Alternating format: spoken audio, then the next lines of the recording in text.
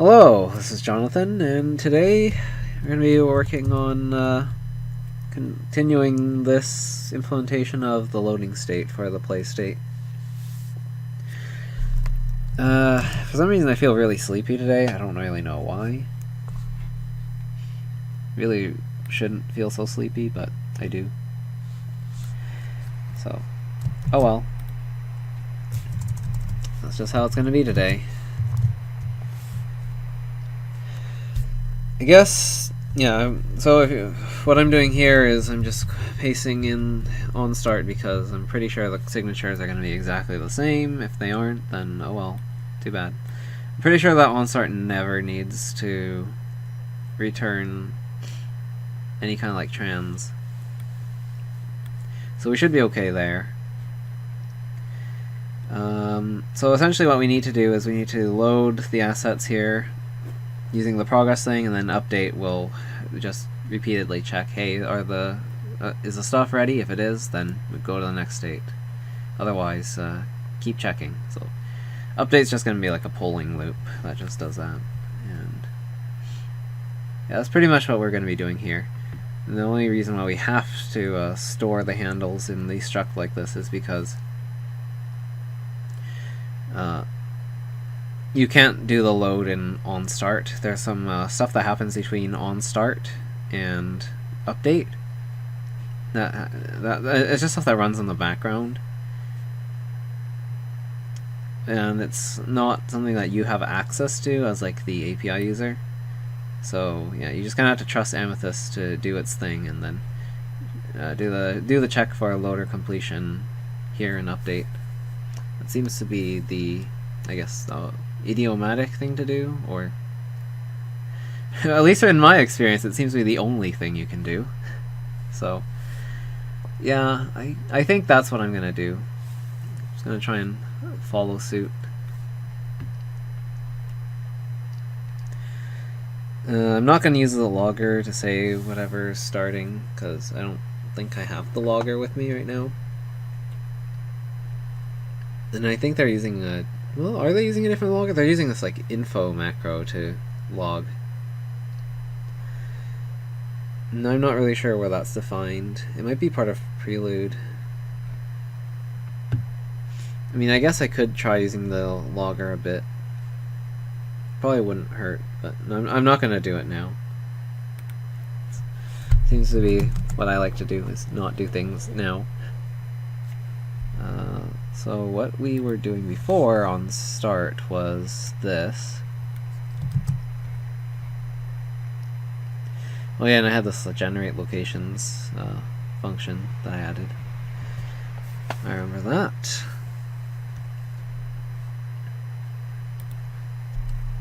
And this will give us the world just by doing this destructure. I think they do it a bit differently here. What are they doing? They're doing, yeah, they're just going like data.world. That works too.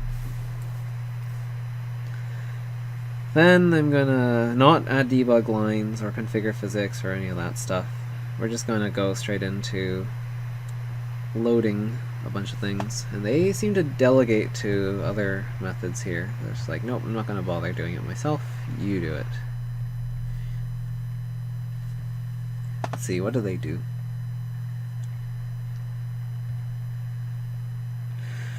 Okay, yeah, they just set SelfThought running handle whatever.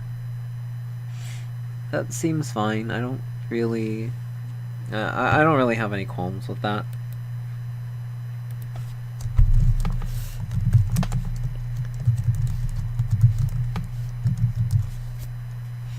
I mean, it seems intuitive enough to just go ahead and do that. So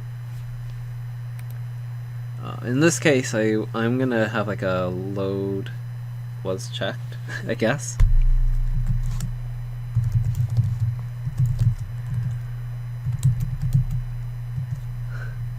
Was checked. Or maybe just that, because it's just a prefab handle. Yeah.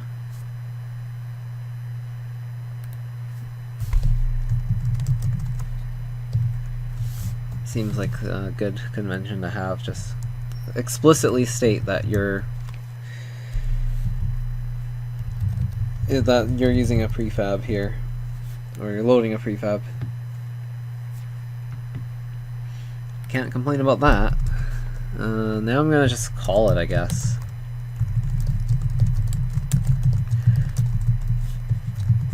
Yeah, we're gonna have to borrow mutably again, right here.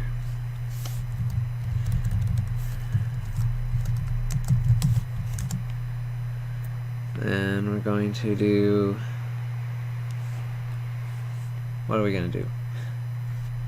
We need to take the world, right? We need a mutable reference to the world. We're just gonna call this world. Wow. I don't know what I'm doing today. I'm trying to type things and it's not working. My brain is apparently not with me today. It's not working. But I'd like it to be working. It would be really helpful.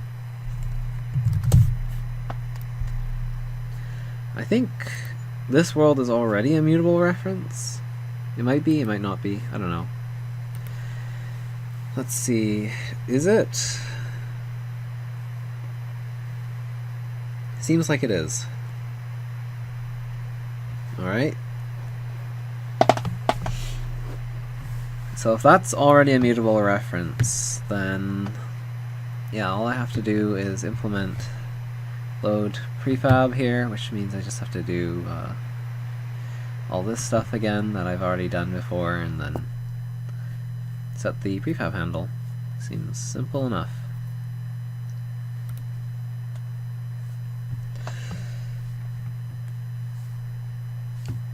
Let's see. Trying to think if that might be the way I want to implement this, or if I want to do something maybe a little bit different.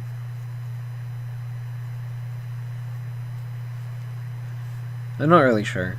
I think that the option here is probably the best way to handle this, at least for now. I don't really have any other ideas.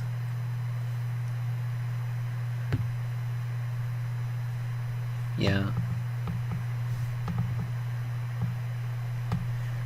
Especially when we're working at this level. I was just wondering if I could apply any of like the smart constructor stuff. It's probably possible, but I don't know if it's worthwhile to do it at this level.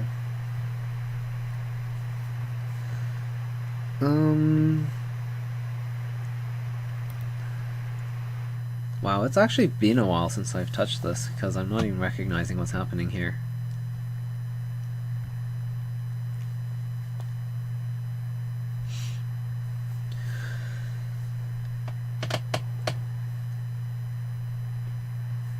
Oh, I guess progress is automatically being created, isn't it? Right? Like, that's what they're doing with the default. Yeah, they don't even use an option. They're just, yeah, going with it, setting it.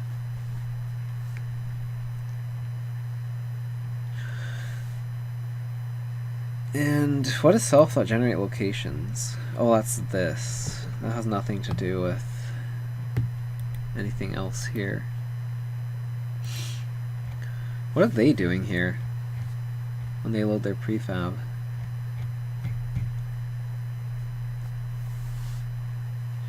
So they read resource loader. And you call loader.load? Oh, I think this is actually syntactic sugar for doing all of this stuff, if I'm not mistaken. I don't need to do all that, I think.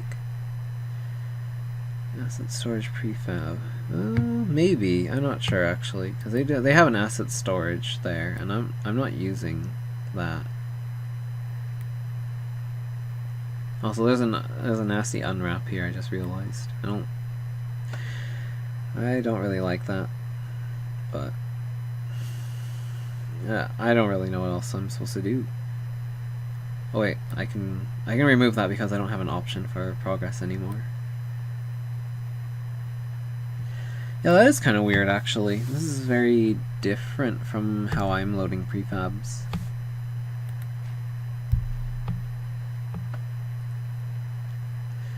So they have a prefab storage here. I don't have that. They still pass in the progress. They use a default here, which I don't seem to need to do specifically. And they are still calling loader.load. Oh, but that's because, yeah, we're setting this scene handle immediately, which... Ooh, I see. Okay, that's a little bit different from what I was expecting. Okay, so this actually is kind of different. Cause yeah, like, what is scene doing here? Scene default, yeah, it has a default constructor.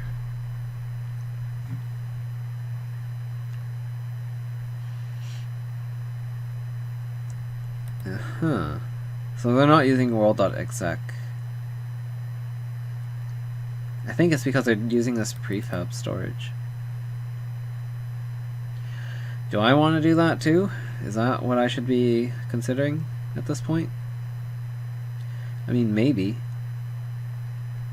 Because I'm not really sure about this scene struct.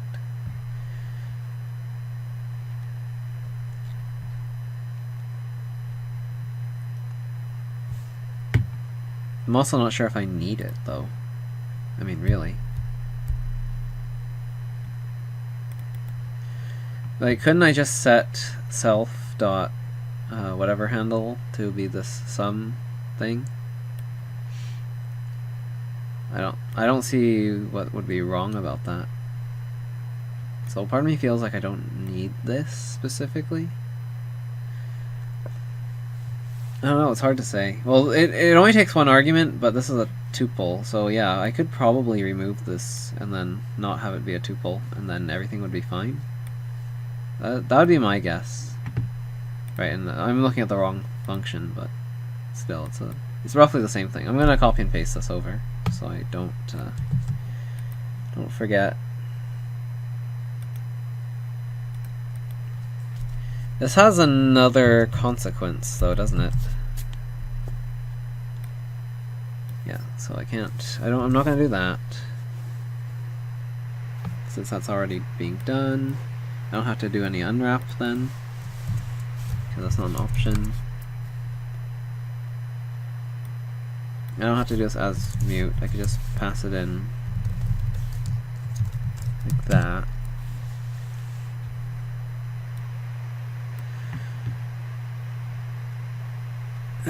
Filled locations. So self.thought generate locations. Okay, this is something that I am not sure about. Because this loading state is purely for like loading prefabs and stuff. I am not entirely sure I want to be generating locations here. Like, at all. In the loading state. I mean, it is stuff that I could do in the background.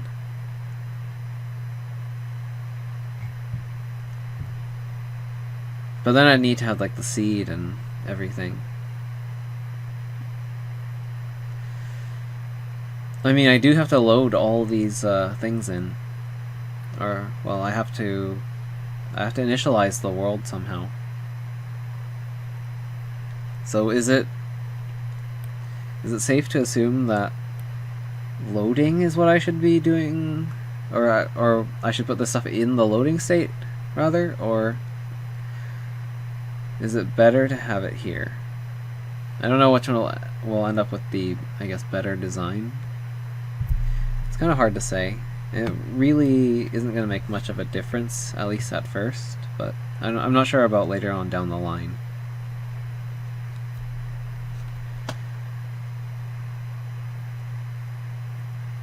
But I feel like I do want to have the seed hanging around in the play state.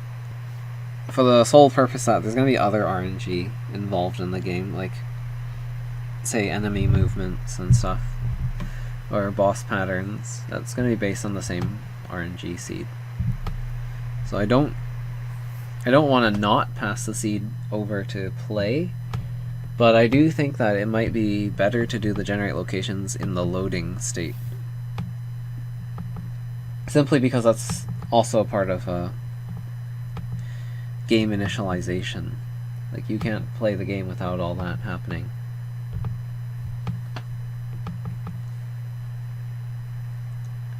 Yeah, very interesting dilemma here. Not really, I don't think it's really going to make that big of a difference, at least at first, so I guess we can just ignore that for now. And then if I decide I don't like that, I can change it. So yeah, let's try running with this. Admittedly, I don't really know what the consequences of using or of not using a asset loader here might be. So that's something I'm probably gonna have to read about. But I think at least for now this will be okay. Also, I implemented this in the wrong place. It should be in here. And don't hit caps lock. Caps lock is bad.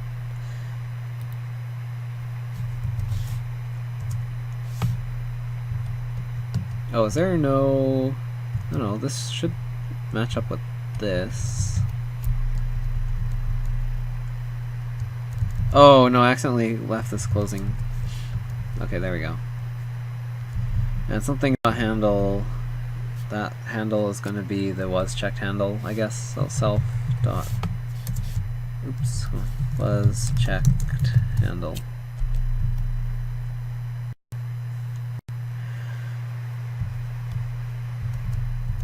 Should be all that stuff. Yeah. I think this is fine. I don't see any major issues cropping up here. I don't really like the way that this turned out. I think what I'm going to do is maybe something like this.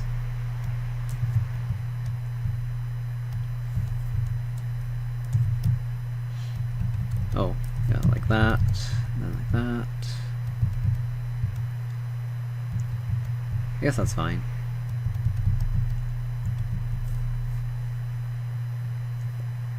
Or not. Oh, I don't need that anymore. Okay. Do that, and then that. So that looks like that. This will be the same. This wraps the outer one. Yeah, there we go. That looks a little bit better to me. Just a little bit.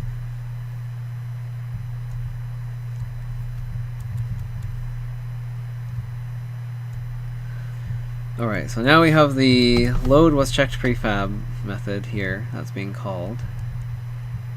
That should set the prefab. And the update here will be checking if progress is properly doing its thing. Yeah, so I guess the biggest difference between what I'm doing and what they're doing is this prefab storage. I don't know what to do about the asset storages. I should probably read about that. It must be in here. You would think, except I don't see anything about asset storages here. That's kind of... Oh wow, they have test examples. Huh. Oh, okay then. That's interesting. Huh.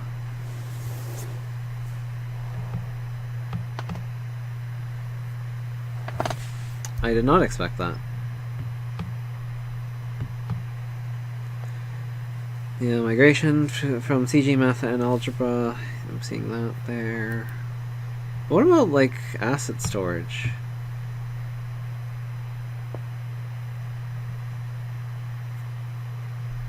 Loader, source, and a format. The format returns a prefab. The user is handed a handle prefab T for some T that implements prefab data. Yeah.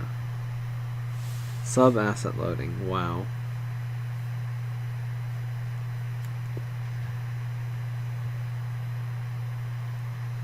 Okay. Is there something about assets that I don't know about? This is about resources, but it's not about assets specifically. It might be this.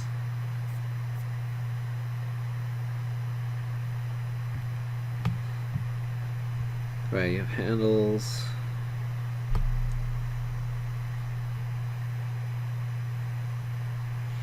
Oh, this is really good stuff that I should have read earlier.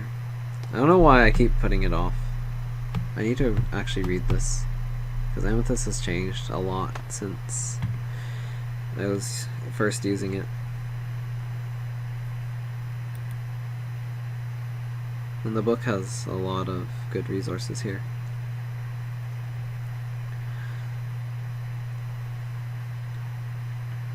Yeah.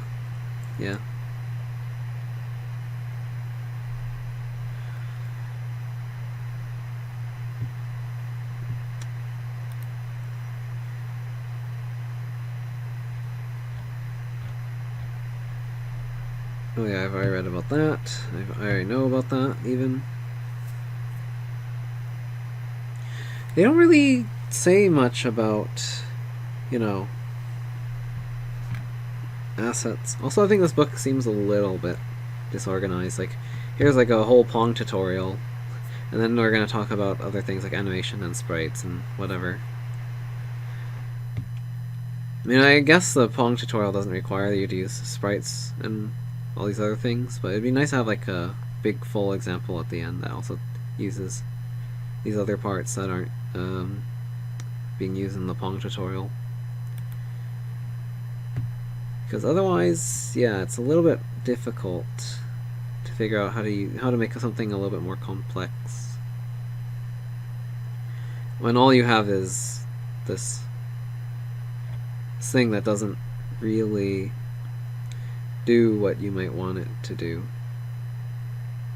I mean, there's only so many cases that they can cover with examples, I guess, but I was hoping for something a little bit more in-depth, because right now this Pong example doesn't feel all that useful to me as of late.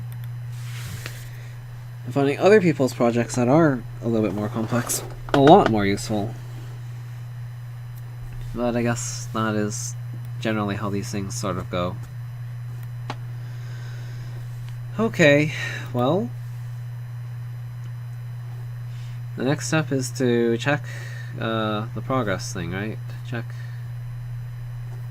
Oh wait, why do I have it as an option? I don't need it to be an option. Progress counter can be outside of that.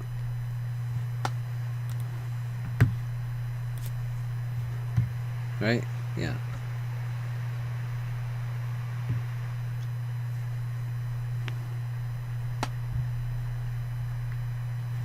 Oh, so they just have a polling loop. If the loader isn't complete, do this. If it is complete, do this stuff.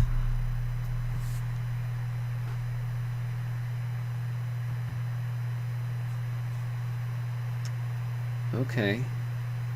Why not just use like an if-else, though? That's what I'm not really sure of. I think that's a little bit strange why you would just not, you know, use an else instead of checking if loader complete after doing a check for if not loader complete.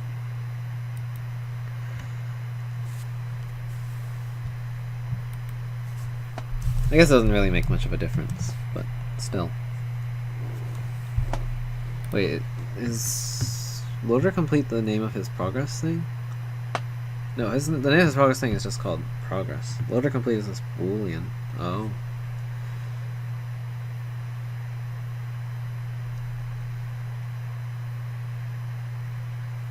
Wait, so loader complete would be set where exactly?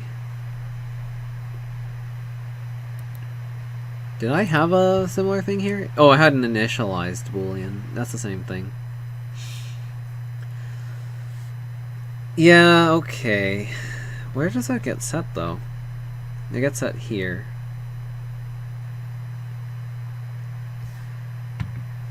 Ah, okay. So it would be set in the body of the if not case. Yep, right here. Okay, I'm being silly.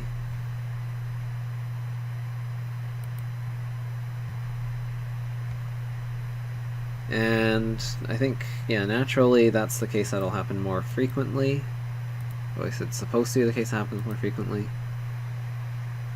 So I don't need to dispatch any systems or anything here. All I have to do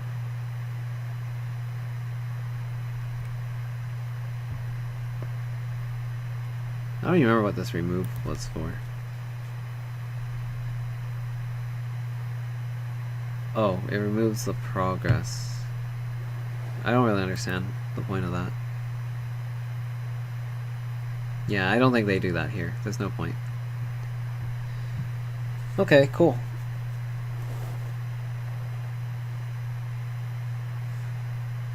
Here they just crash the game if they fail to load the assets. That's interesting.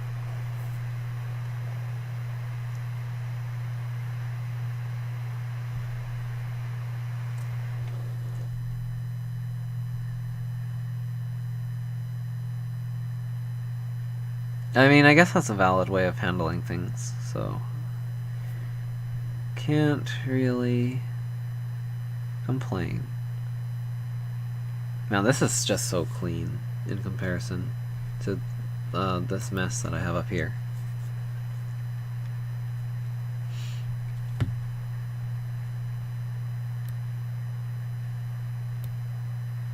Oh, and they get an option of a progress. Oh yeah, that's right, because yeah. I think that extra layer is kind of unnecessary here, because we already have these states like completion, complete, completion failed. I don't have to like remove it or anything, so yeah, I can understand why this is the way that it is. So mine is called initialized.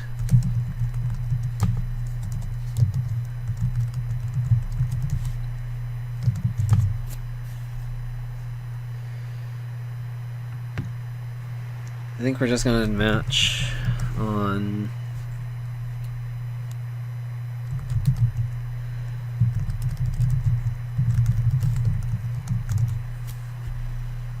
that. I think that's what they do here. Oh, whoops.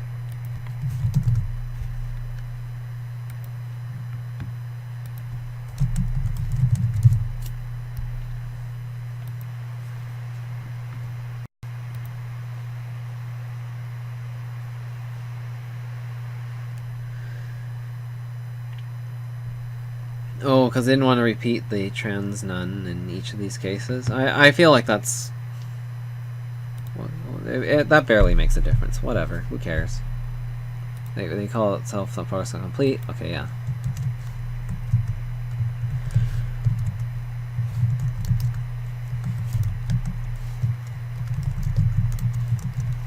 Like, oh no, I had to type out trans none a few more times.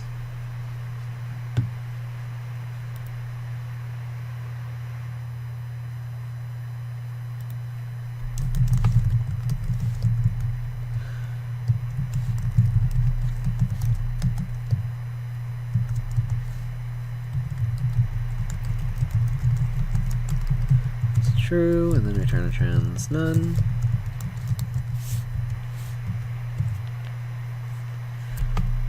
Like, maybe it's a bit of extra boilerplate and someone else wouldn't like it. I really don't see it being that big of a deal. I think there are worse things that you could be dealing with.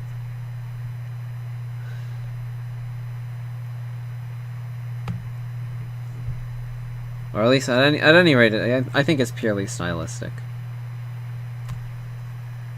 Although, admittedly, it's not like this is pure anyway. I mean, we are performing side effects like setting initialize equals true, so.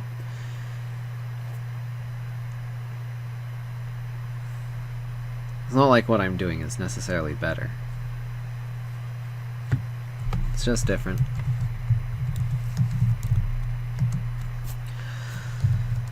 Alright, and when we fail, we're going to return a trans quit. I think that makes sense. Do we have access to that macro? I guess I don't really care. I don't care if we have that macro or not. Yeah, that's essentially what they're doing here. They just like print out an error to the log. I should probably do that, but I'm not.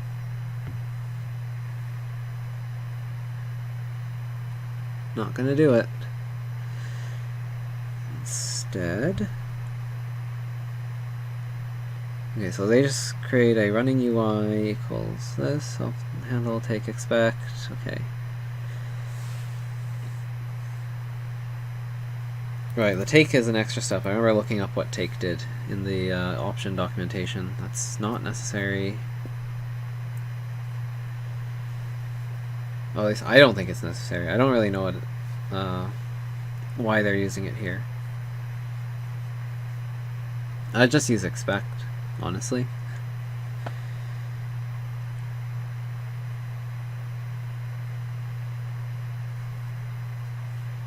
Running prefab. Well, there might be a reason for that, actually. It might have to do with the ball checker. I guess we'll see.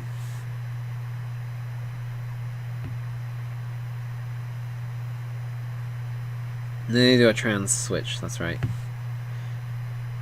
Yeah, I'm not really a huge fan of the early returns coming from Scala, where that's considered a bit of an anti-pattern, so that's why I try to avoid doing like early returns. Although I am okay with question mark notation. I guess that's because it's kind of analogous to monadic do notation, which I am a little bit more amenable to, I guess.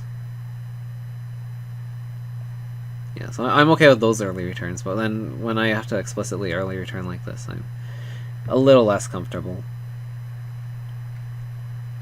And I would prefer to do things the way that I usually do them.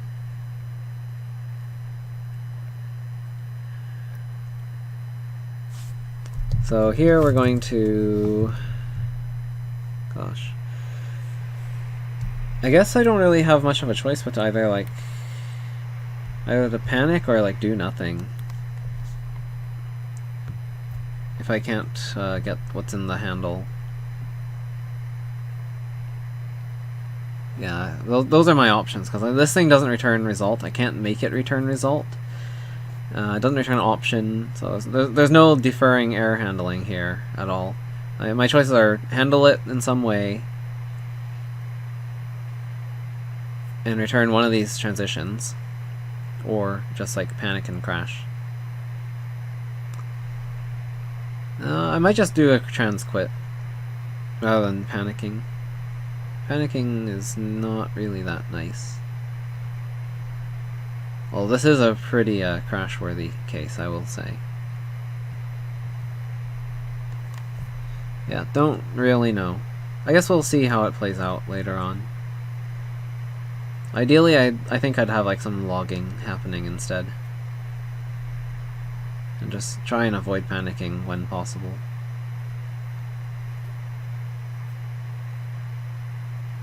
Although panic does have a stack trace. So I suppose that could be helpful. It might actually be better to panic here. Decisions. I hate that. I hate how there's so many like decisions I have to make all the time with this. It's analysis paralysis for me. I just don't like that. But I do want to return a trans switch if things, don't blow up. Oh, so hard. So hard to choose. It's really not what I was expecting.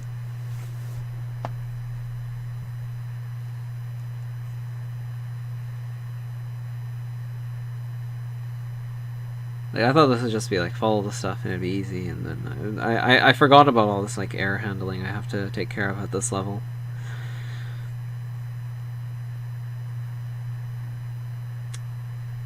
Okay, so they just get the handle, they pass the handle over. Oh, I see. I think they're just like taking ownership of the handle. Is that what that does? Or is that also cloning it? I forgot already. That's my bad. Let's look at take again. Let's be absolutely sure. What does this do? It takes the value out of the option, leaving a none. So it takes a mutable reference and returns an option. Oh, okay. So it's sort of like taking ownership of it, but without removing that memory, I guess. I think it's... do I absolutely have to do this take?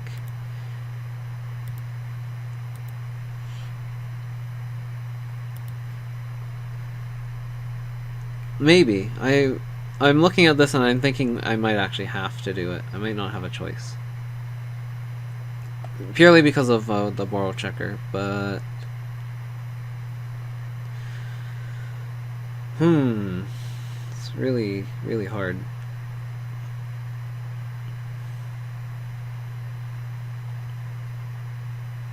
Alright, we're just gonna dive into this.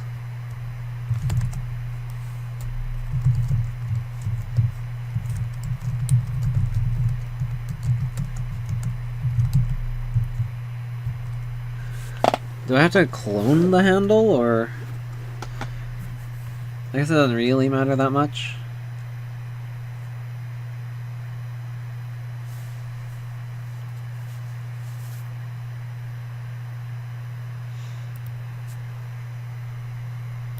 Wait, what did I do in my play state?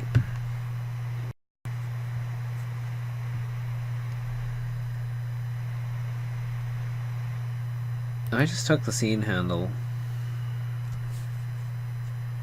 Yeah. Oh, this stuff is so confusing. There's just so much to handle.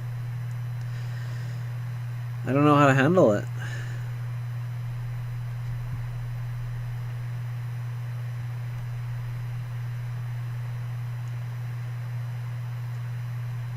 Oh, that's interesting. Oh, that's really interesting. This initialized is set to true. And then this, it won't run anymore. Instead, we're just going to do this trans none thing. Actually, I don't know how important that initialized flag is then. Because once we have the completion, you can just load the data immediately and then...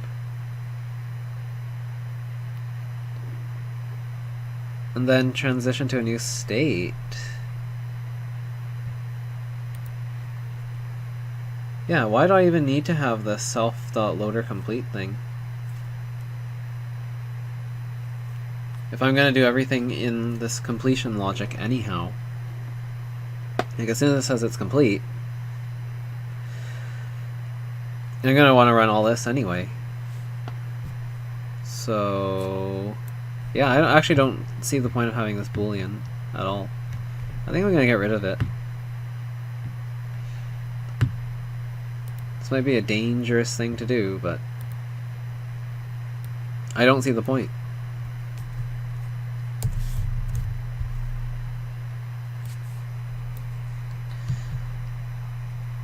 Yeah, instead of, wait, what? Wait, hang on. Oh wait, they don't even return trans none here. That's right, because this is set to true, and then it'll go into the other case, which will be true, and then, oh. Okay, then, yeah, this seems, that seems needlessly complex. I don't get it. Maybe it was the time crunch. Maybe it's some kind of like a game developer-y thing to do. I don't know. Maybe people are not used to treating this kind of stuff as like expressions. I guess they're not pure expressions. but still. Why wouldn't you just set all the stuff in here and then return a switch?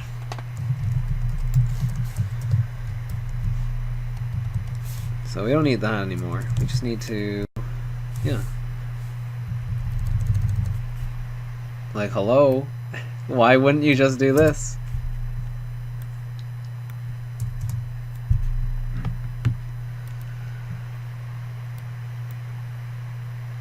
The only thing I can think of is maybe like stylistic reasons.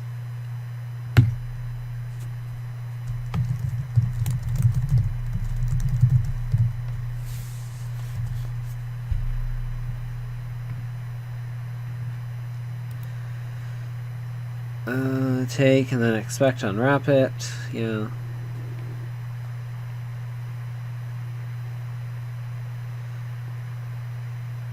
And then just pass it into the constructor for that. Yeah, that's all there is.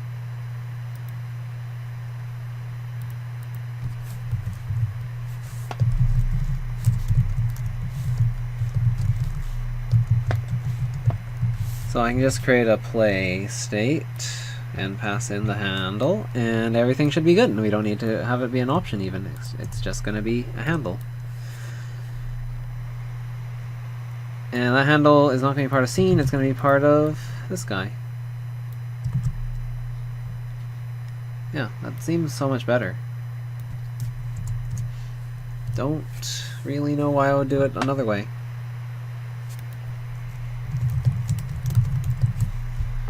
Yeah, just have was checked handle. I just realized I don't have an actual proper constructor for this. That's okay. I'll just do that for now. I think that's fine. Then I can get rid of all the other crap that I have here. That's happening here and here. And I'll be clean! Squeaky clean. Yeah, I guess stuff that I don't want to have in the playset, like that feels kind of boilerplatey and in the way. I think that stuff will end up going here, probably.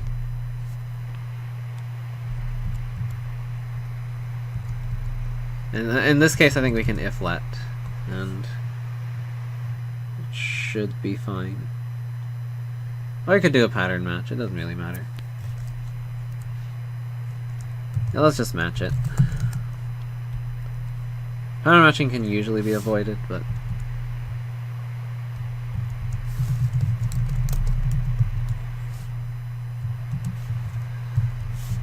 I'm okay with it, just doing it here.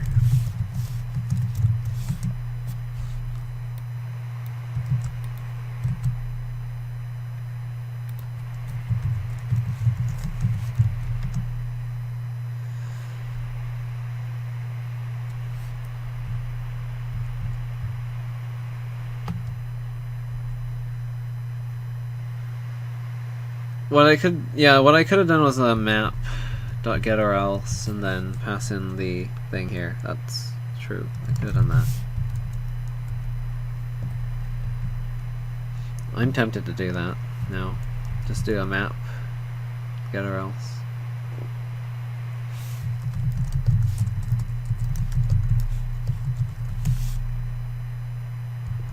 Right? Like, I feel like this makes sense. Also, this is not that doesn't exist. My thoughts are not very organized right now at the current moment. Seed is we don't have a seed. We don't have a seed. We don't have the seed. The seed came from. Oh, that's right. Okay, that's interesting. So it might be an option seed, and then we have to initialize it, but then we pass that in when we create the... Oh. How am I going to get access to the seed? That's going to be... That's an interesting little problem, isn't it?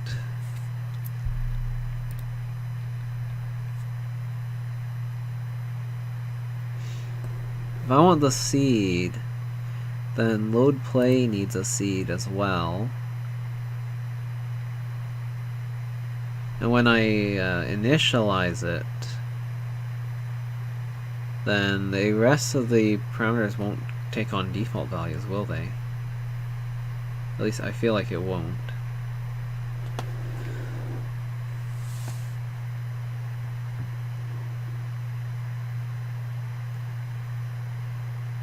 Because, yeah, there's no such thing as like default parameters in Rust, at least not right now.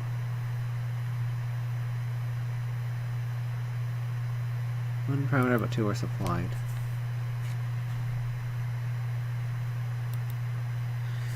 Oh, geez. Yeah, we might be stuck here. This might not work so nicely.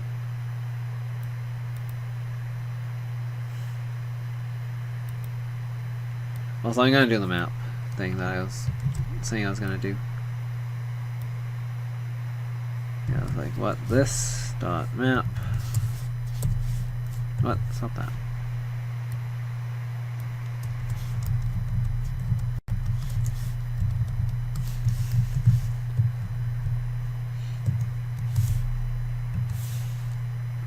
Oh, are you okay there?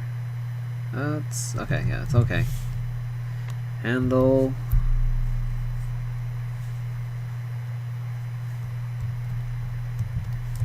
Oh, yeah. Handle.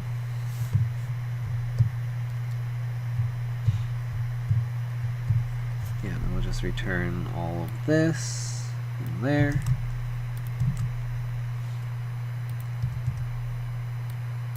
Otherwise, we'll just do a dot get or else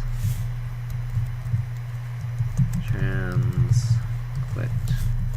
There. I think that'll work. Also, I don't need that. Oops. No, stop that.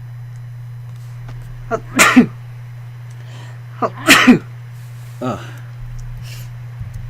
Sneezy today. What did I mess up here? Not that. So this?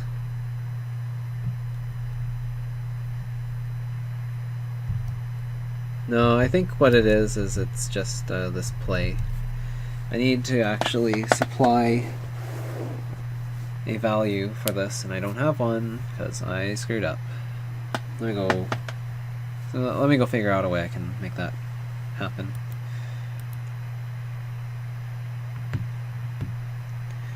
The first thing I'm going to try is the Rust playground. There we go.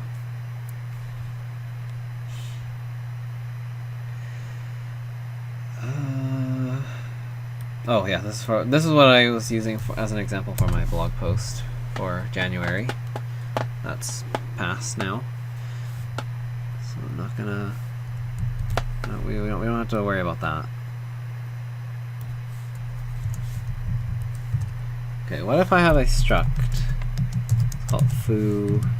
It has a few arguments like var, z32. And I guess we can make a struct called seed.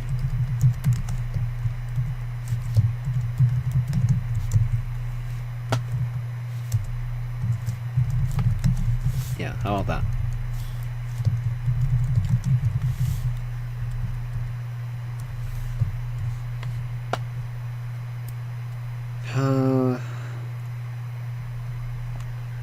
I don't really know how I would implement default for this. I can't really like derive default, right? Like that doesn't really work.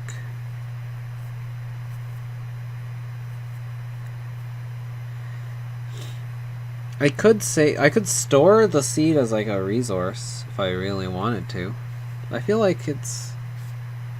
I feel like yeah, this is like sort of like a problem of a dependency injection. Passing it in as a parameter would be nice if I could do that. Is there a way in which I can avoid passing in the rest of these arguments? That would be sick. Okay, how's this?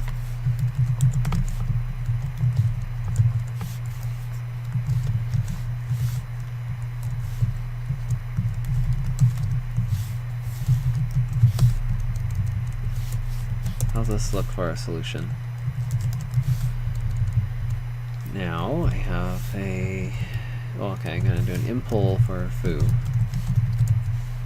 I'm going to have fun new, in which we take a bar, we take a seed called seed, or of type seed, rather, and we're going to return a self, of course.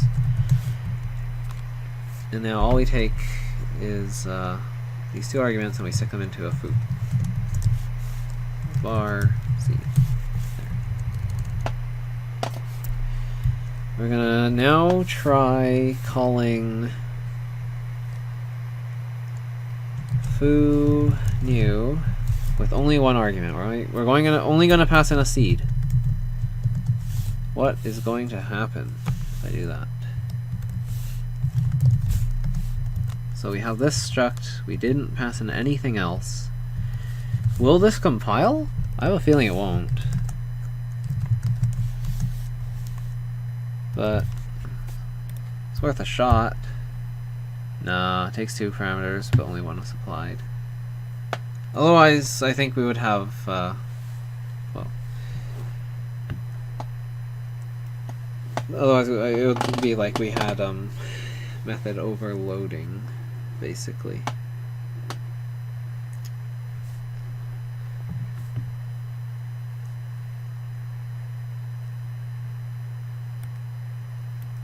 No.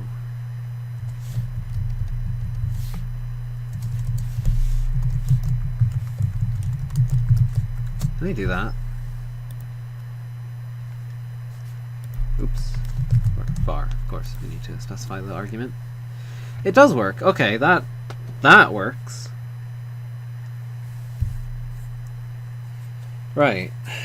So if I'm able to replicate this in my code, which shouldn't be very hard, let's be honest, then we will be able to just pass in the seed and nothing will ever have been wrong. Ever. So it's a little bit roundabout, but yeah, that should work.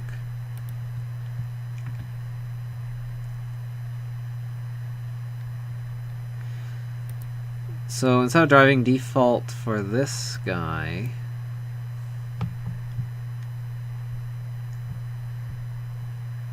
we're gonna do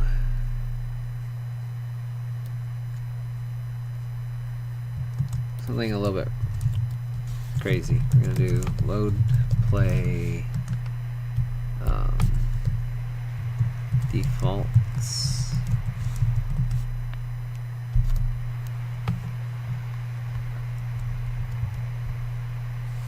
Yeah, how about that? Then we'll have LoadPlay defaults as this thing.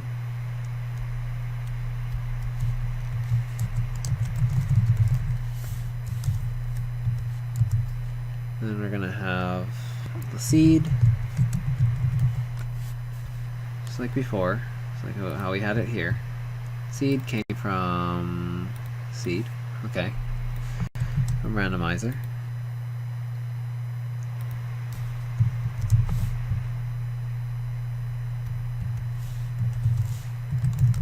Oops. Or is that super randomizer? Oh, it's even more nesting. Alright, but there we go. That works. Cool. So we have seed now, or at least it should recognize that. It's right here. Hello. Use it. There we go. So now it recognizes that this impl can have a fun, or I guess pub fun new. And that'll take a seed, return self, of course. We're going to have to change a bunch of things. So we're going to use LoadPlay defaults as a default. Delegates the default like that. I'm going to do that, and then we'll just use seed here. And there we go. That's how you do it. Ain't nothing to it. Okay, that one's public, this one's not. What are you complaining about? Pretty sure that comma belongs there. Oh! Duh! I forgot. This is a LoadPlay, and I need to wrap all this stuff. Ugh.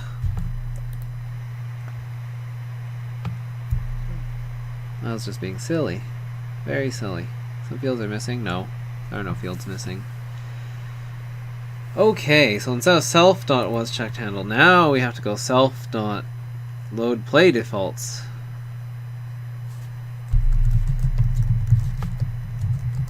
Dot was checked handle equals all that stuff. Alright.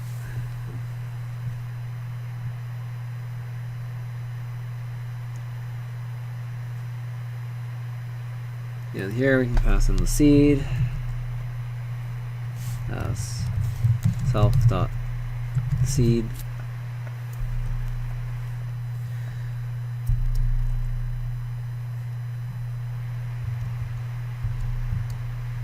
There we go. And I think we need to import play. Yeah, we need to use super and then play.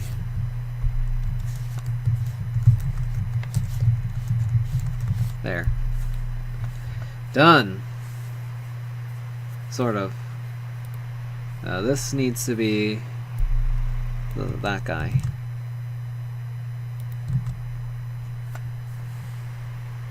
And this also needs to be that guy. Yeah, it's a little bit scary. I'm not sure how all the borrow checking rules are going to play out with this. Just thinking about it right now. It type checks though, at the very least. Or, well, for the most part, as far as IntelliJ can tell.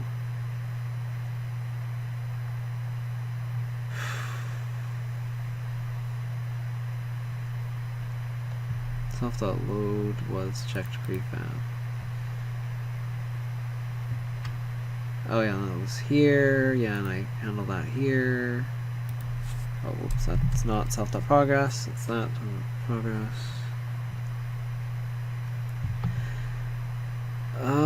Let's. Well, we have to get rid of all this stuff, but yeah, let's try this. I am excited. Well, don't delete that. I need that. Yeah. Do that. Do all that. Oh, I don't know if it'll be okay with me moving that stuff. That's what I'm worried about. I don't think the Rust compiler will like that. I'm moving all these things around. So I have a feeling this isn't going to borrow check at all. That's my first inclination. Now I'm trying to think about how I would solve some of these problems. So I think one problem right now is this kind of double dot thing that's happening. What I probably should be doing is, yeah, like this problem. Oh, yeah, let's handle this first. These problems are a little bit silly, but they have to be handled. Oh my goodness. IntelliJ, you're not okay sometimes.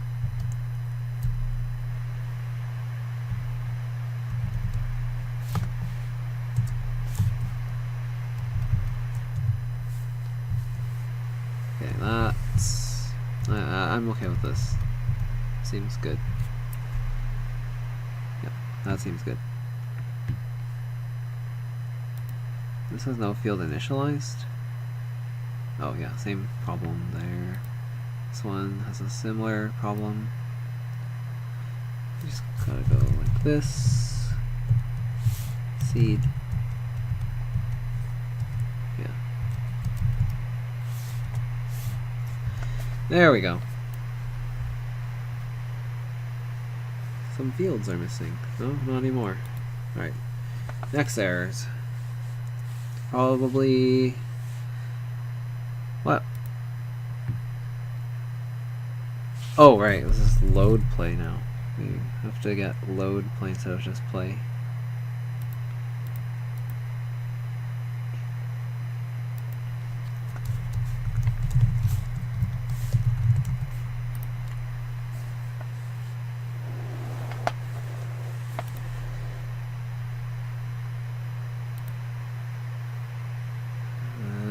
Come on. There we go.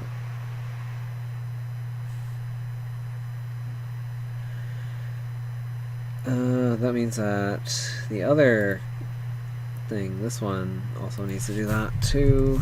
LoadPlay.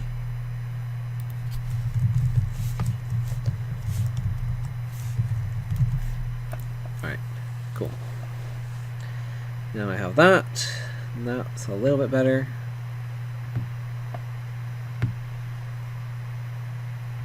What do you mean there's no get or else? Oh, I'm using Scala functions, not Rust functions. Right? It's called unwrap or else in Rust. I'm so sorry. It's my bad. All right, here comes the ball checker to ruin my day. No, tell me why I'm doing bad things. Cannot move out of borrowed content. SelfThought seed cannot move out of borrowed content. Okay, fair enough. Yeah, I kind of figured that was going to happen.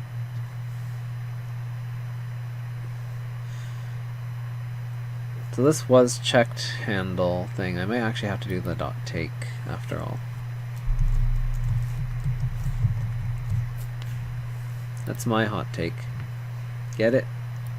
No? Okay. Let's see what that does. I'm just curious. Oh wait, those are just warnings. Just making sure. What else can we not move out of borrowed content? SelfThought seed. So the seed cannot be moved. Is that the only error? No way. That is the only error. What was the other error before if I got rid of this take?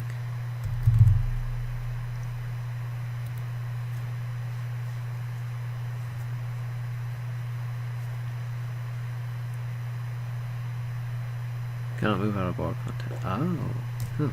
Interesting. So that take is useful. That does help somewhat. But only somewhat. Not all the way. It's only a partial solution. We could also make the seed an option. Optional seed. And then do a similar kind of take. I think this is what people mean by using options as a way to hack around the borrow checker as being an anti-pattern. I remember reading about that somewhere, and I think that's exactly what's happening right now. Yeah, wait a minute.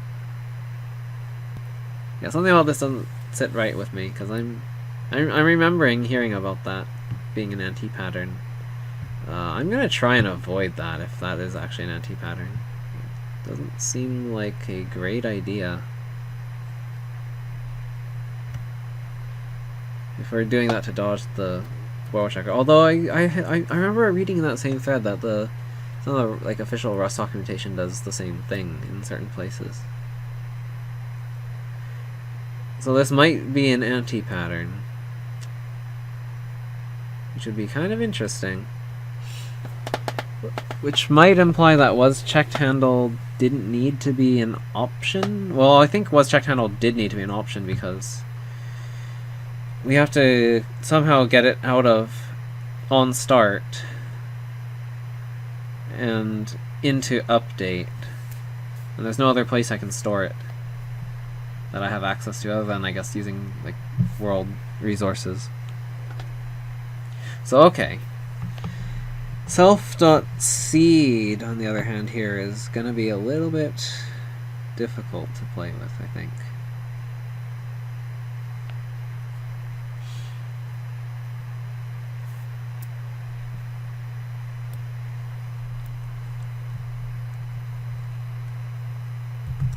Alright, so we do have to do this. Let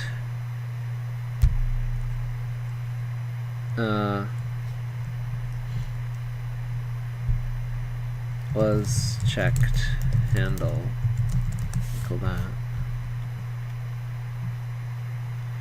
Now I'm gonna call, oops, whoa, careful. Oh, I need to semicolon. That's a little bit annoying.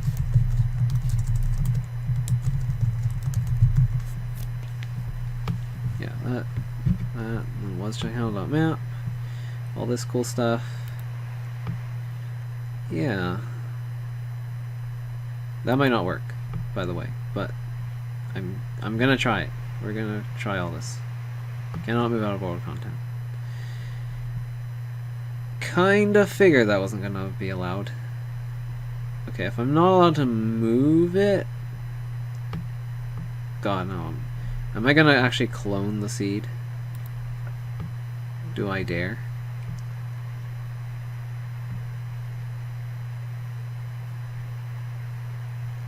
Because this move should be pretty safe, honestly. Because I'm not gonna be using the seed anymore, anyway.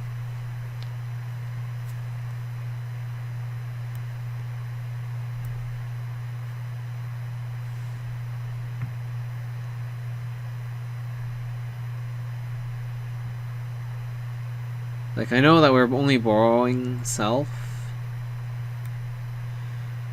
but we're gonna be doing this trans switch anyway.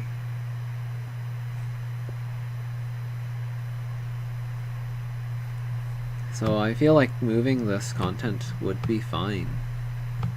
Or at least it should be fine. But I am unfortunately stuck not being able to do that.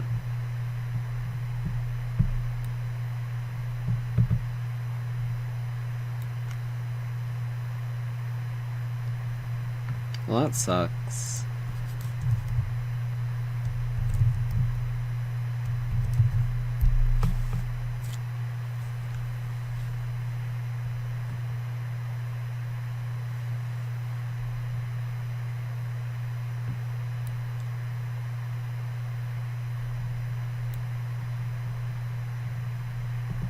It's only because update has to take a mutable reference to self. But man, I don't really want to clone this thing because then I'm gonna be... this thing's gonna get deallocated anyway.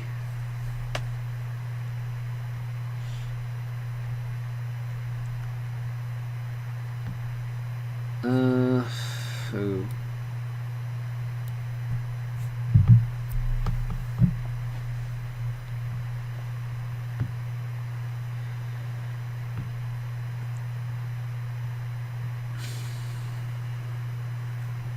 Because yeah, we're gonna be getting rid of the loading state entirely.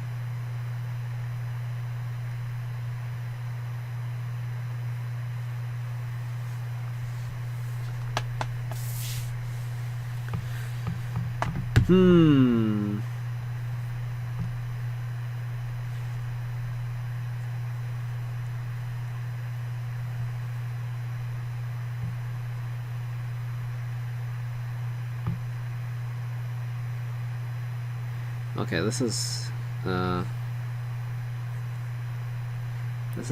right here is a problem.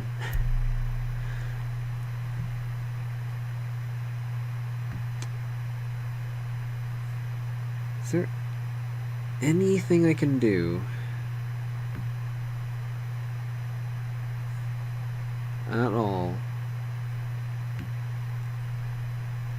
to initialize this play using this seed without cloning it. Ideally, I'd like to be able to avoid cloning it, but if it comes down to it, I mean, I guess I could try and clone it.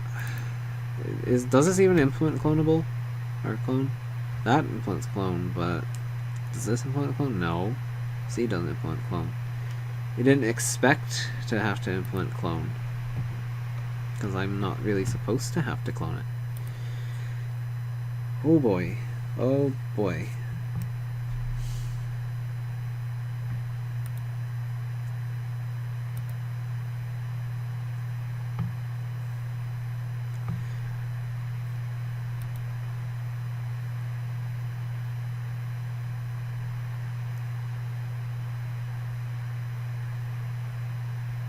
I guess I could pass a reference to the seed.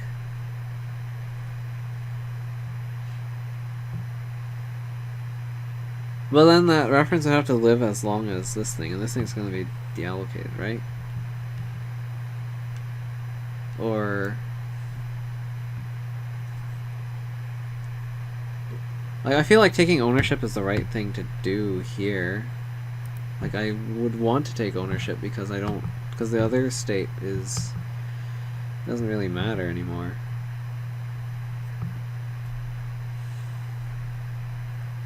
Ah, dang, this is so hard.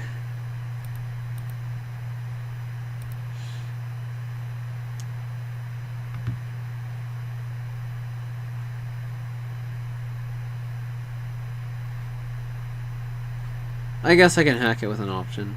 I don't really have any other better ideas. It really sucks though. I don't want to do that. Can I move this like out here and, I don't know, do some magic, some trickery?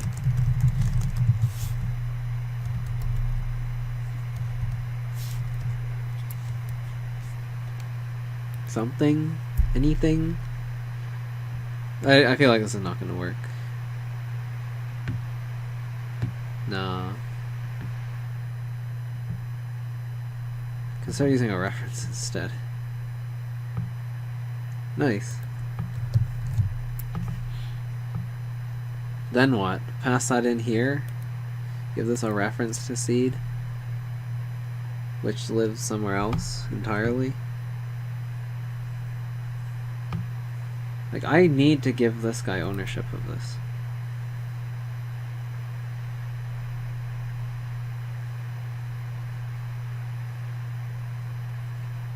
Or at least I feel like I should give him ownership.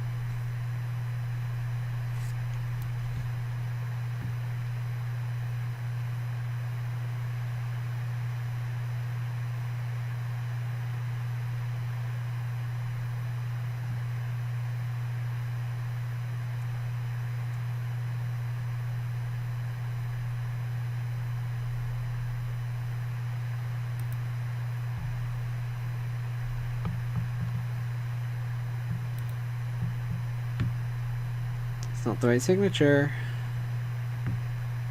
It's not gonna work. I can't dereference it because that's moving it.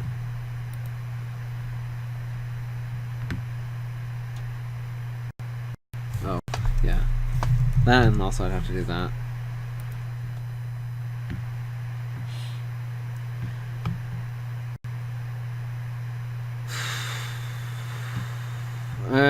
I feel like my hands are pretty tied here. What does take do? Is there? Can I like do that for other things too, or what?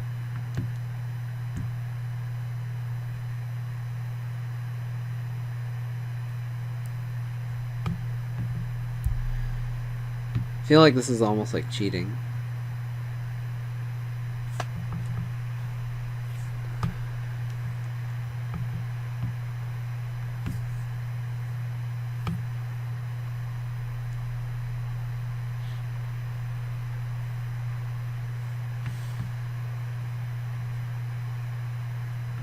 But it would work. It would work.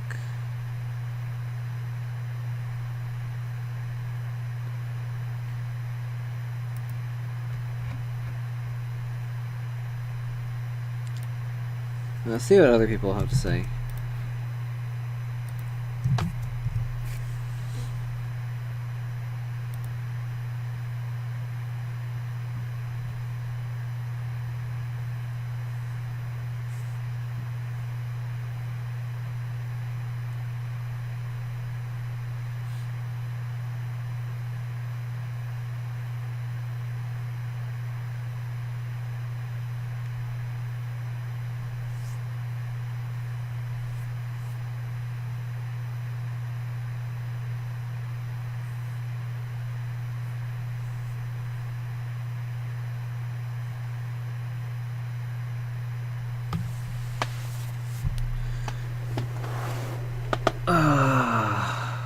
Okay.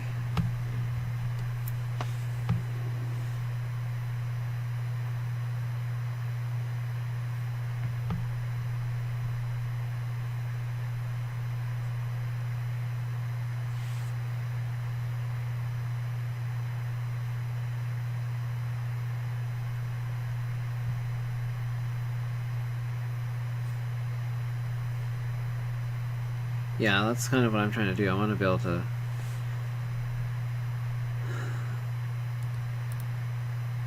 Oh no, this doesn't exist. Nice, this is old. I just want to transfer ownership. That's all I want.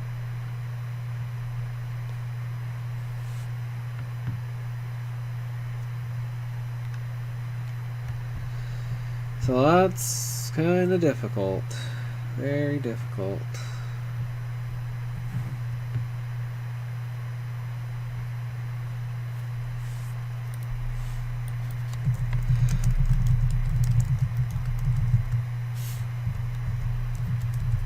I don't know.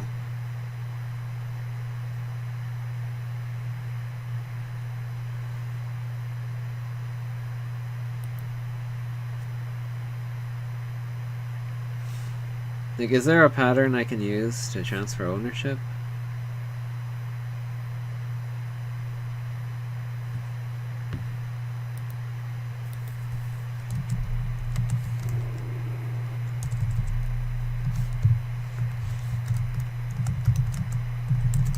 This is so hard.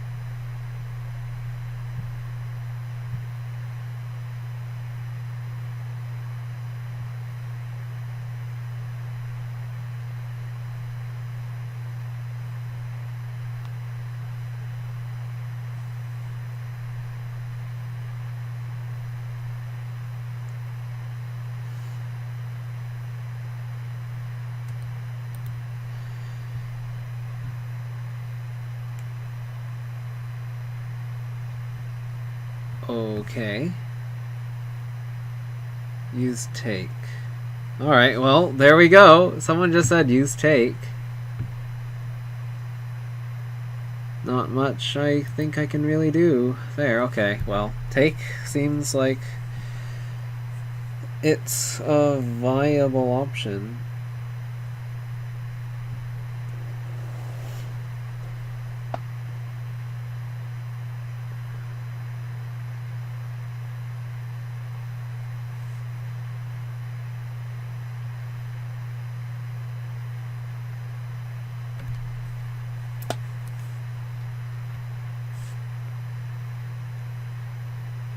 Oh, you can use mem swap?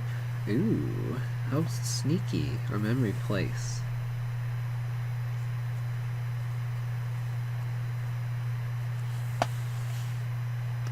Wow, that's... Huh. Alright, let's take a look at these. I've never heard of these. Or at least I'm not familiar with them. Ooh.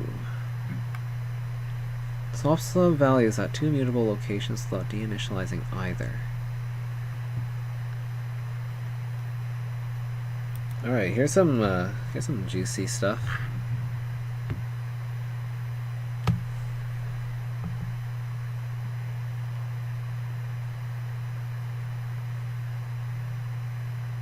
Move source into the referenced dest, returning the previous dest value.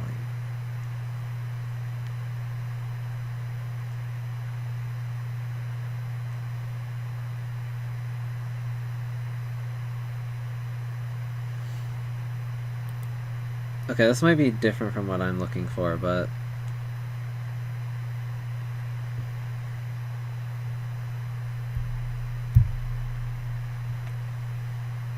it at least looks like it's in the right area.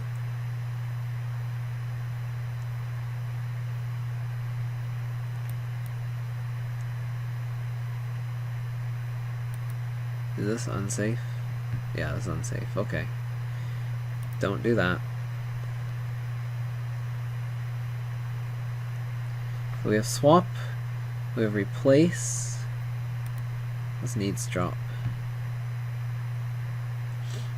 This is gonna be a longer part, but I didn't record yesterday, so it's fine. I'm interested. I'm learning new things. Zeroed. Okay, uninitialized. Wow. Okay. Transmute copy is also unsafe. Okay. I'd like to avoid doing things that are unsafe.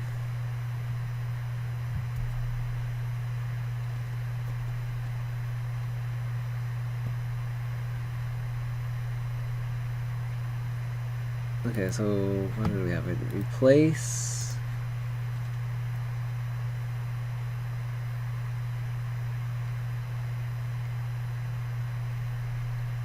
Swap. Okay, swap and replace are safe.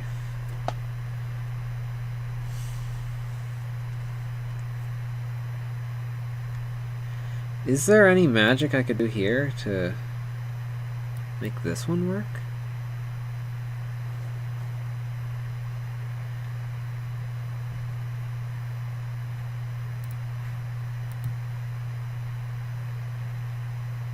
So this moves source into the reference dest, returning the previous dest value.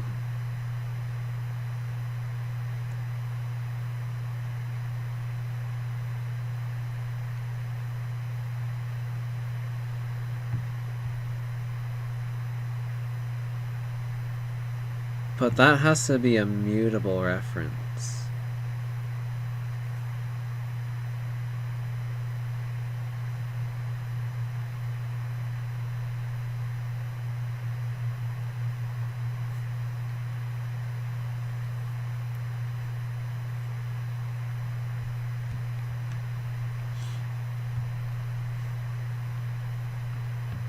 Okay, just before I start doing crazy things. Oh, great. And now there's this too.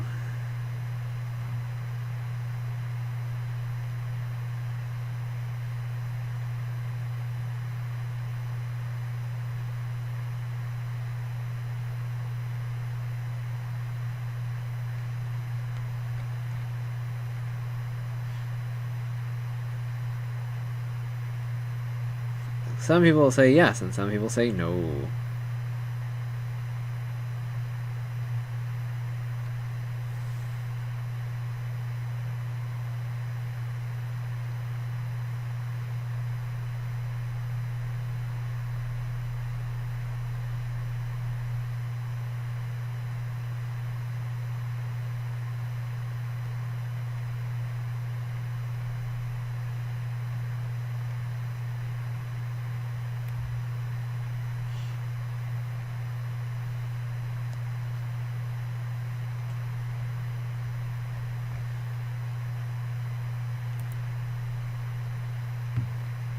Oh boy.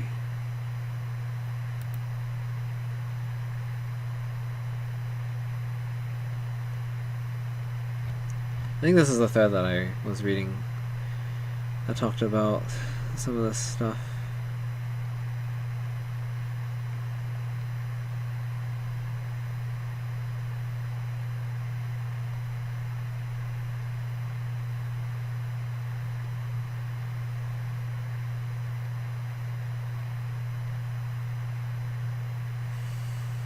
Or was it this? No, maybe, I don't know. I actually don't remember.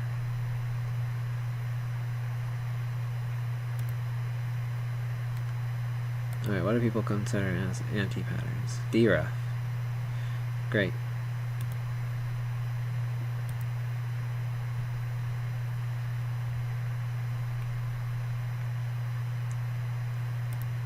Sure, what does that say?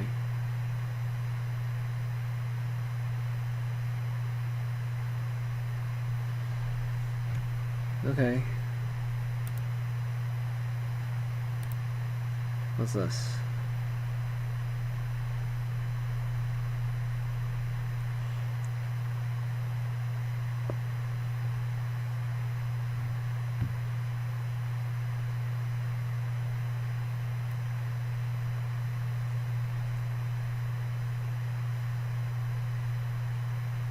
Huh, okay.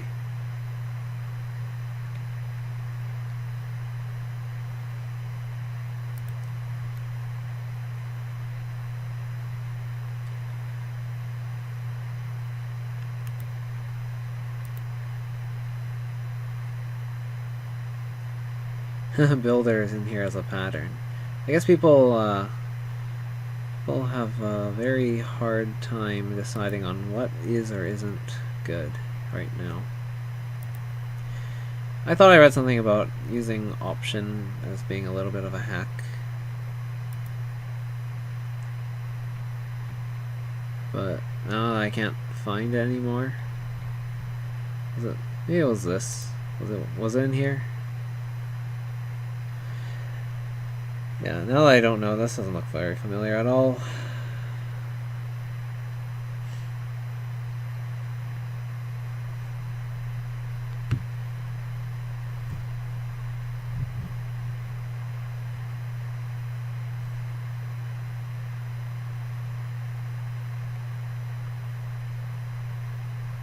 Okay.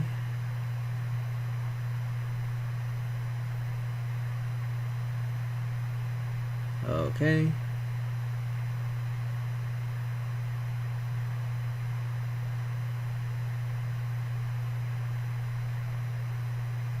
Uh-huh.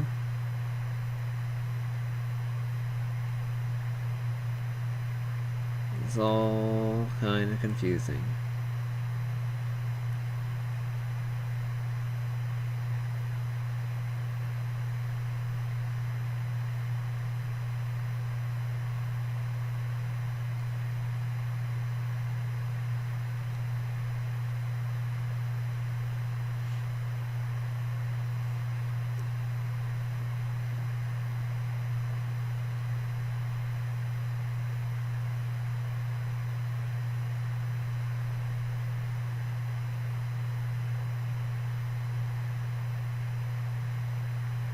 So it's nothing to do with,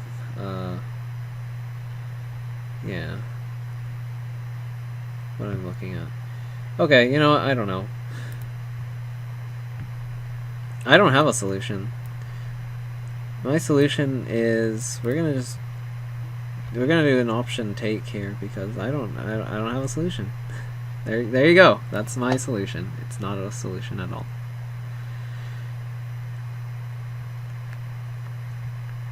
In that case, I could have it default to none and pass that in, and then it sets it to that.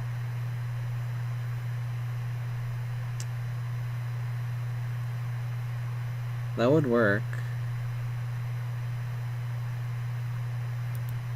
Oh man. After all that work of making this default struct, now I could just move everything back in, have this be an option, call the default on this, and then have something that sets that.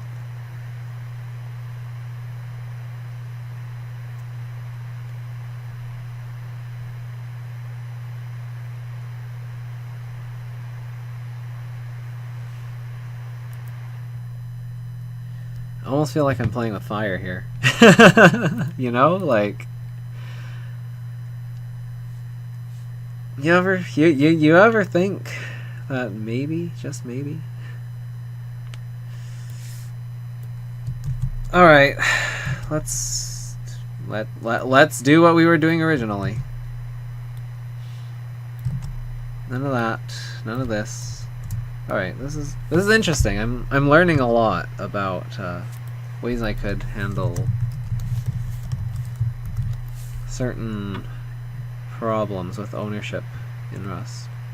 Now that I have a much better like sense for ownership than I did when I first started using the language, I feel like this is like really good.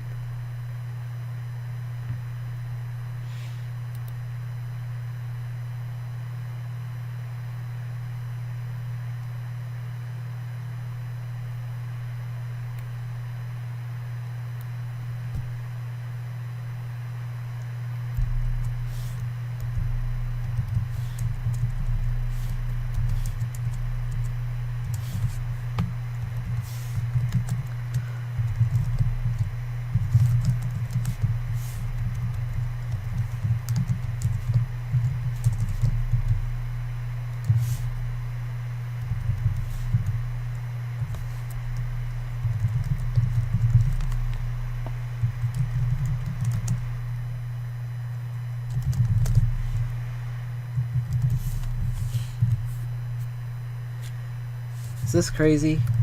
I think this is crazy.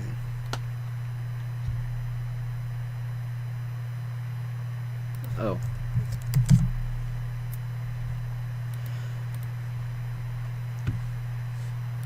I do believe I am crazy.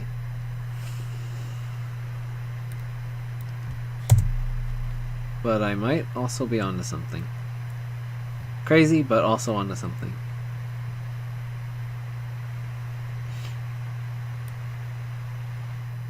Alright, now, instead of doing a clone, all I have to do is a take. Oh, boy. I don't have to do this anymore, because that doesn't exist.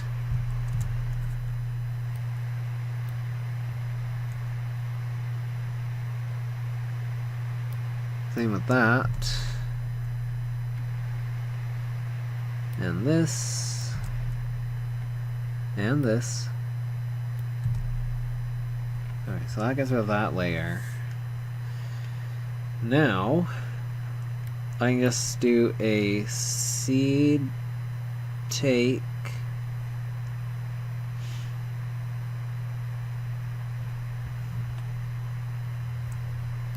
And then we have a case of, we have two things that return option. And you know what we do in that case?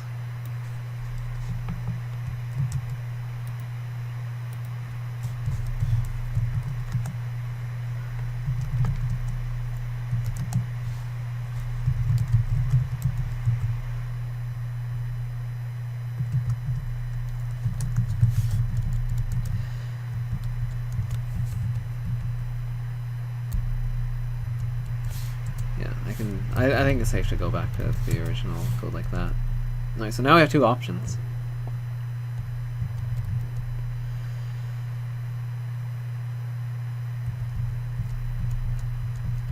But then we want to return a quit if either of them are an option, or if either of them are a none.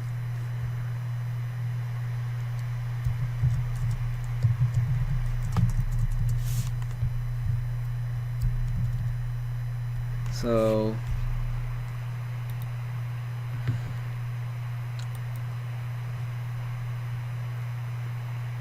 alright, I'm having like a brain buster or something, I don't know, or like a I'm coming up with some kind of crazy idea thing. I guess we can call this a oh wait, no, I'm not chaining them though. But I'm just combining them to get this. Ooh.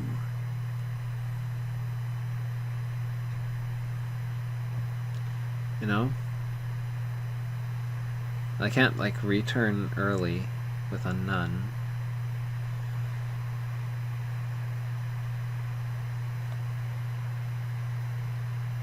Or can I? Oh. Oh. Oh. Oh. Oh-ho. Oh-ho. Oh-ho. Mm-hmm. Okay. Got it. I'm going to... We're gonna call this load complete. Yeah. Here we go. Here we go. Hold on. We're doing it. We're doing crazy things. Can I do that? I don't know. Let's try it. I don't think you can have an immutable borrow at the same time as you're in a mutable borrow, but at the same time, it's from a mutable context into an immutable context, so I think it should be okay. I guess we'll see.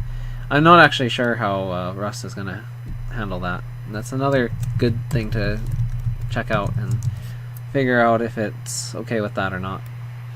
But yeah, I'm learning cool new tech. I'm not sure if this is an anti-pattern or not, but in this case, I don't think I have much of a choice. It's either that or a clone, I feel. Because in this particular case, I have to have these two methods, and one of them has to mutably borrow self. There's nothing I can do about that. So I want to say that this is the only way I can really deal with all this. And I'm not going to be doing a map at all. I'm going to be doing this because we're going to be returning a... Right. Oh, okay. Yep. We're going to do that. And we're going to return one of these. Oh wait, no, not one of those. One of these. An entire one of these. Which means that we also need... We need these, don't we?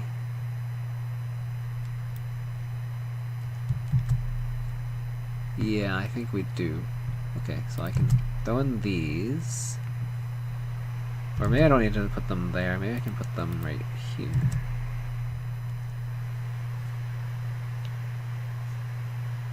So now those undeclared lifetimes are now... They should be declared. Yeah. Okay. Then we take these, which we know how they work. Remember my blog post? Well, let's just say that I can't borrow immutable local variable as mutable. Oh,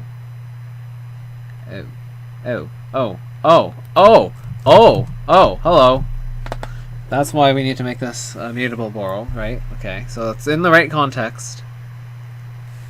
What do you mean? It is. Okay, there we go. Yeah, that's just a thing being slow.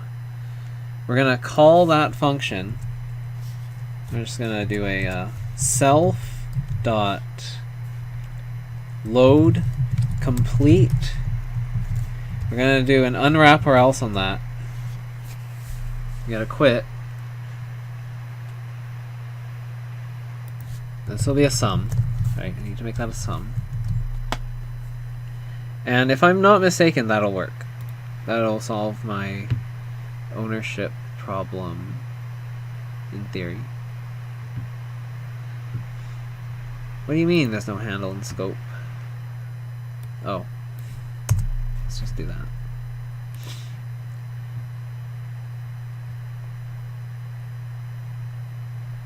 Using this monad comprehension style right here. Just like in the blog post example. See if it works. It looks like it's working.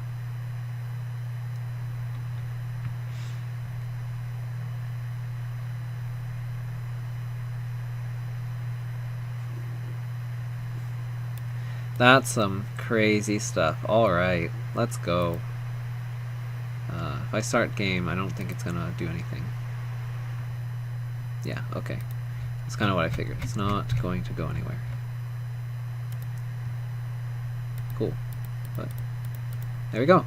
We're in the new state. We haven't cleared anything, but yeah, we are in the new state. And also, uh-oh. Uh-oh. Are we stuck? We might be stuck.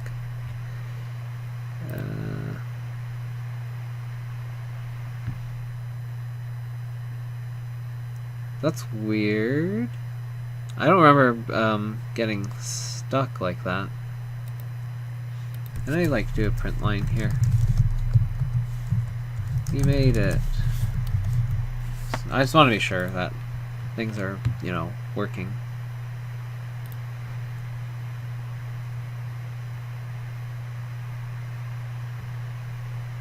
I'm gonna call it after this, I think. I think this was a pretty good session.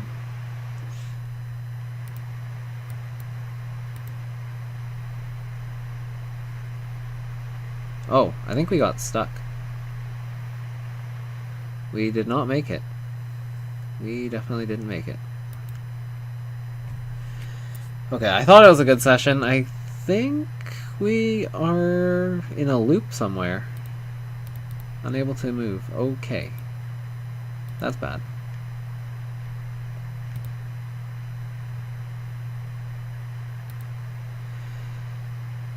So it's like we're stuck loading. Ooh.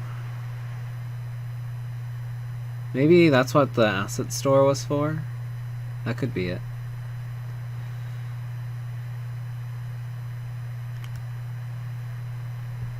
Or maybe this has a side effect. Maybe that's why the initialized bool exists. Maybe? You think? I could believe that. This has some kind of side effect though. You can only run it... Well, no. But then... No. That doesn't make sense. Does it? Not really. You'd still be checking this every single time, every iteration while initialize is still false, so no, that's not going to affect that. What did I do wrong? Everything looks fine. This is nice and compact now. Damn. Yeah, that's actually really clean. Unfortunately, it doesn't work. It would be really nice if it actually worked, but it doesn't.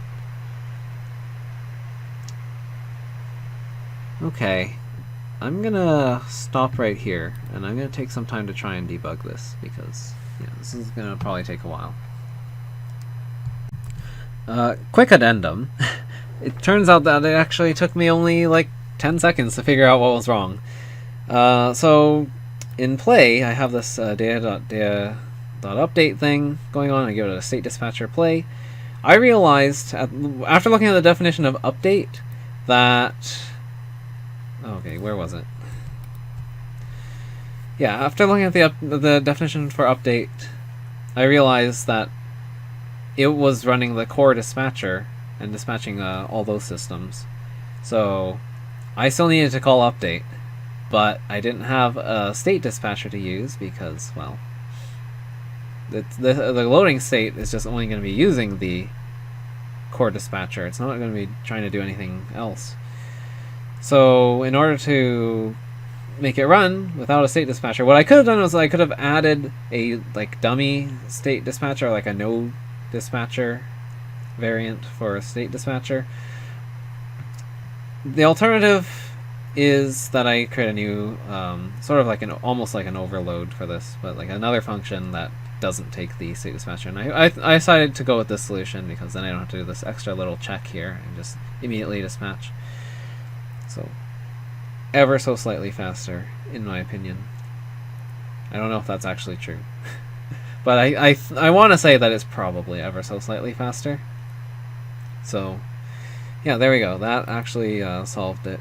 Wasn't sure if I really wanted to do this addendum or not, but I decided, you know, it'd be nice to bring the video to a satisfying close rather than have us be left hanging. And in fact, let's we can even demonstrate it right here. Let's run this.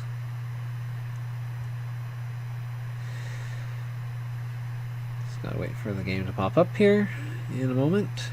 Once compilation's all done, here we go.